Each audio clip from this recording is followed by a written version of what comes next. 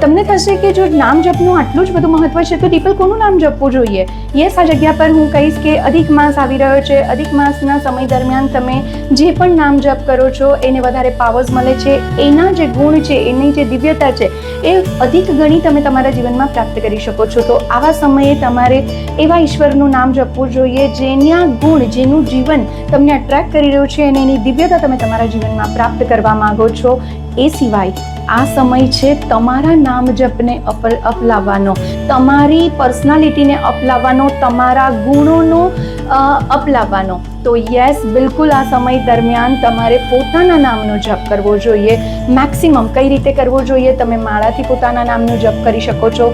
તમે 108, 1008 વખત, 551 વખત, જે બી તમને શક્ય છે.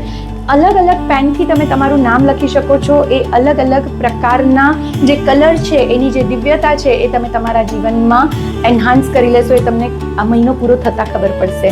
યસ, તો આ જગ્યા પર હું ચોક્કસ કહીશ કે નામ જપનો જે મહિમા છે એને જો અલગ રીતે કહેવા જાઉં તો ઘણી બધી વખત આપણને હોય છે કે આપણું નામ સુવર્ણ અક્ષરોથી લખાય, તો એ સુવર્ણ અક્ષરોથી પહેલાં આપણને લખવું પડશે.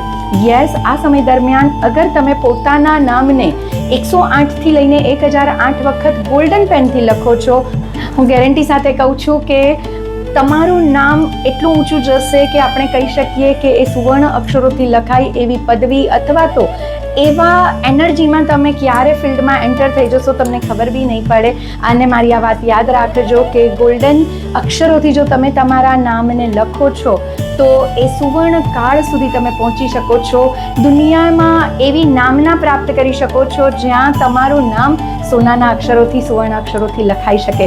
સો આ અધિક મહિનો પોતાના નામનો મહિમા, પોતાના નામને આગળ કરવું છે, પોતાના નામને ઉપર લાવવું છે. તો બીજાના નામને ચર્ચા કરવાનું બંધ કરીને, બીજાની ગોસિપ કરવાનું બંધ કરીને, બીજાના નામ સ્ક્રોલ કરવાનું બંધ કરીને ફક્ત ને ફક્ત પોતાના નામ સાથે કામ કરજો.